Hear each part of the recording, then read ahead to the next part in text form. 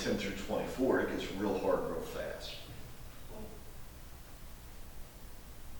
Because there, the unit of thought in the proverb is the proverb, and it's often, short in an individual verse rather than being more extended like in the first several chapters.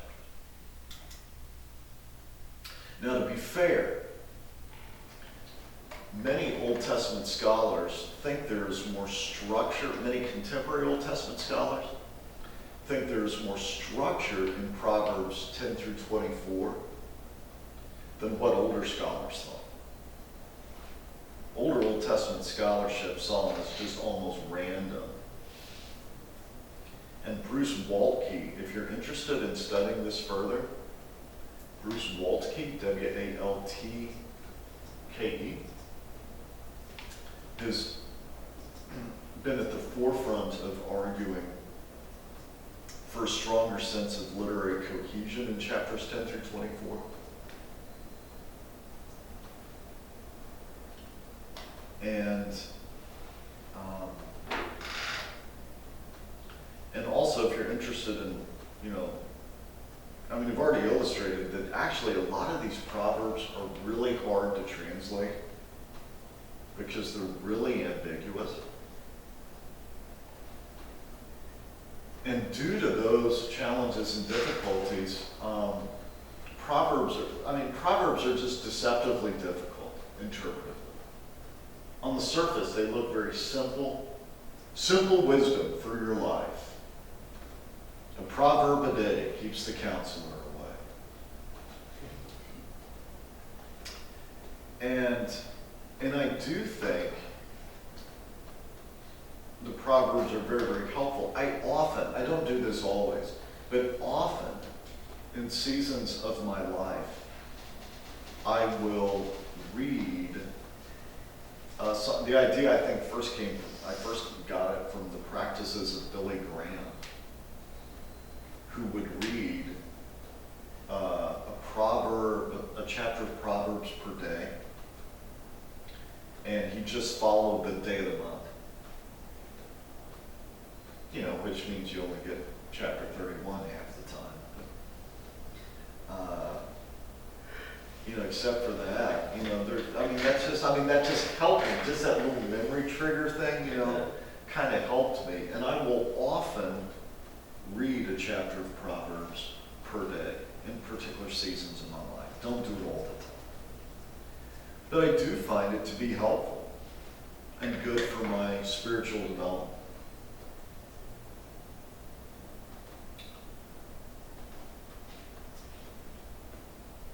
But while that's true, the Proverbs are often deceptively difficult because there are a lot of translation ambiguities. Even when we know what it says, we don't know exactly what it's saying by what it says. Like Proverbs 22:6. And because of those challenges, I haven't recommended commentaries on every biblical book as we've gone through. But I really, really like the wisdom literature material in the New Baker exegetical series from the Old Testament. The New Testament volumes are the purple ones that have been out for quite a while. And the Old Testament ones are sort of a rust color with kind of some tan or something working on them. And Tremper Longman wrote the Proverbs volume. And he says he's probably the most prolific evangelical Old Testament scholar out there right now in terms of writing, which means prolific just means he's probably producing the most stuff of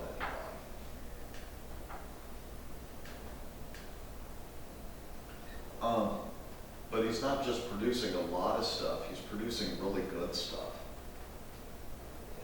And because he's worked in so many areas, he's just a really good generalist in the Old Testament because he's just done detailed work so many places. And so because the Proverbs are deceptively difficult, I would particularly recommend, if you're looking for stuff to put on your shelf,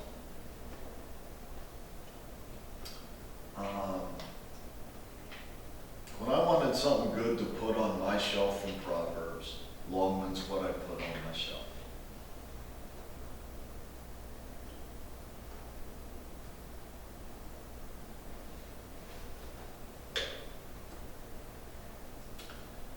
So they're not promises. There's really variance to what, there are different categories of Proverbs. You know, some, like the early chapters, are pretty extended, others are pretty brief. There are often interpretive ambiguities in them.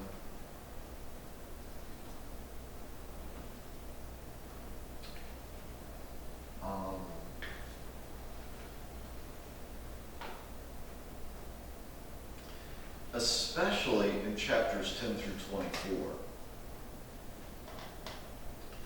I find it helpful if I'm doing a series from Proverbs to arrange the series topically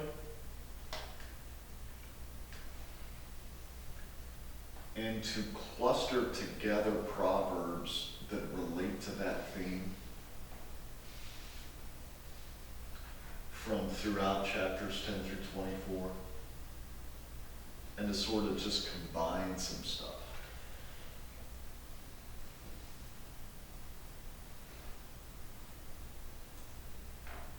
This is another instance in which I don't think just going through the Bible verse by verse is necessarily the best way to preach Proverbs 10 through 24. But there are common themes in the book of Proverbs, in addition to the sexuality theme. Speech, major theme in Proverbs.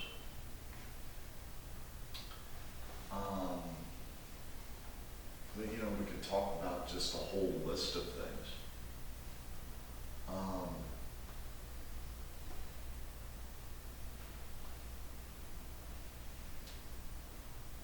Various relational issues, anger issues are a pretty big deal in Proverbs.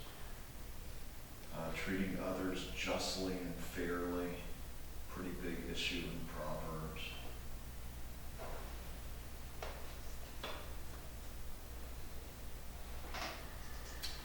So you might think about clustering around major theme categories and talking about a wise approach to those areas and cluster together Proverbs in order to do so.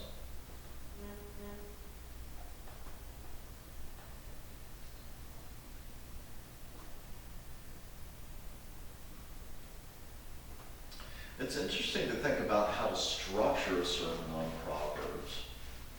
If you are, rather than clustering together them thematically, kind of dealing with one proverb as the centerpiece for your sermon.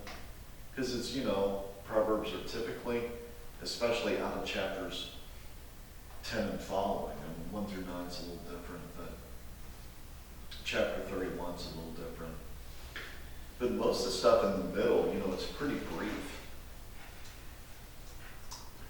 And so if you're going to organize a message around a single proverb, what's good about that? Well, here's what's good about that. A part of the power of Proverbs is in their brevity. That's a part of what makes them work. They're not long and drawn out, they're concise. And there are advantages of that for contemporary preaching.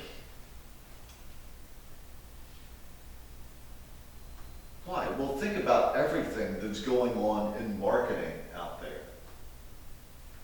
It's all about conciseness for the sake of memorability. So whether you're sloganizing with 3 one-word statements,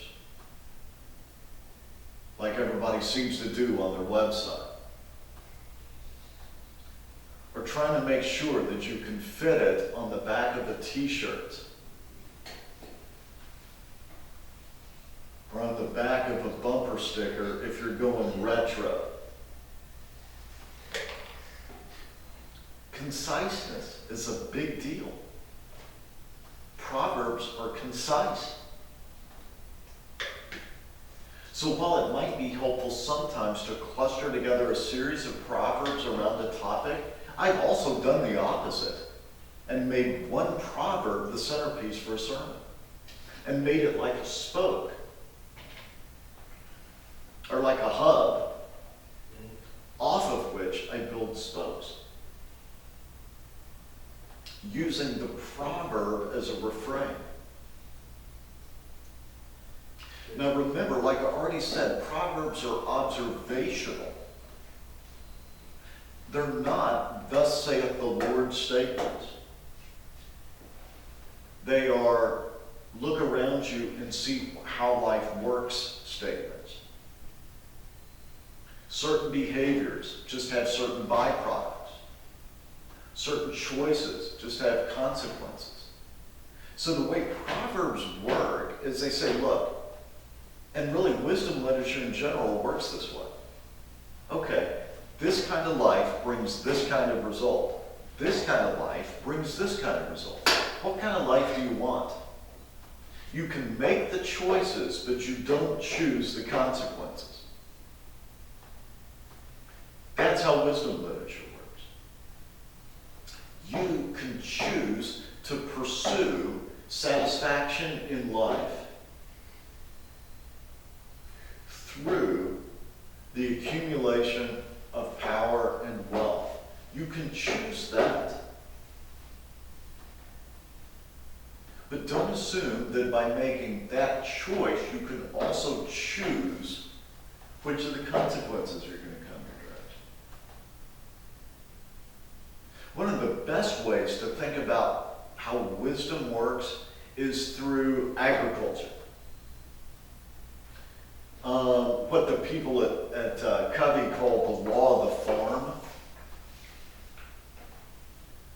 which is, look, you can decide whether or not you want to water your garden. That's your choice. You can decide whether or not you want to tend that thing, pull the weeds, remove the obstacles to growth. You can decide whether or not you want to do that. What you can't choose is the consequences. Some stuff in life you can't cram. And on the farm, you can't cram.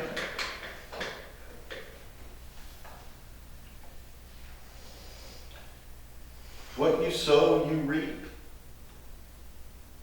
How you tend determines the result. You can make the choices, but you can't choose the consequences. The byproducts are built in.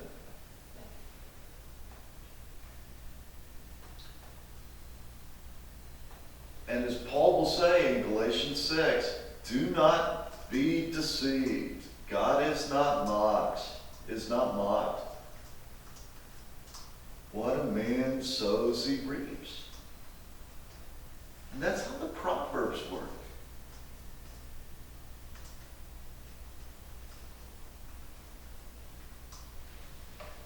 In general,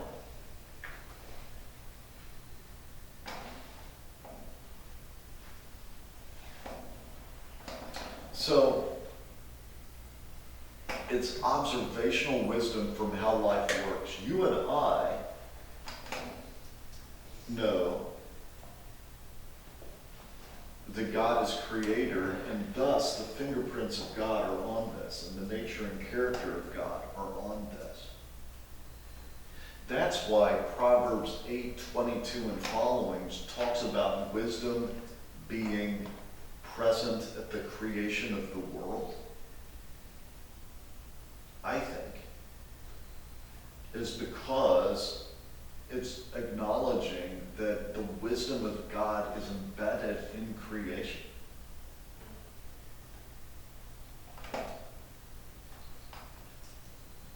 It's not revealed from the outside through special revelation primarily. You do have special revelation here reminding us of what's available in general revelation, how the world works. So, for example, you may be aware that there are a number of parallels in Proverbs 10 through 24, especially the latter part of that, to various Egyptian proverbs. That there's some similarities there that are pretty striking. And some people are pretty freaked by that. And some people are pretty concerned about that. But if you understand how wisdom literature works, it's not actually that big a deal. Because a part of the deal is God has built this stuff into creation. And even an Egyptian that doesn't know Yahweh can see some of this stuff. Just because it's available through general revelation.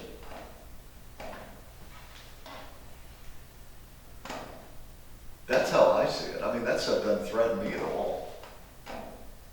Like, just look around and see how life works. I mean, you don't have to have an advanced degree in theology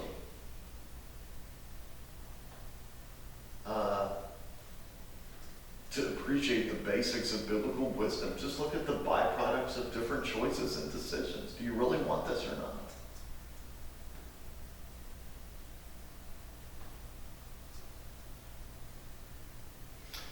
So as a genre,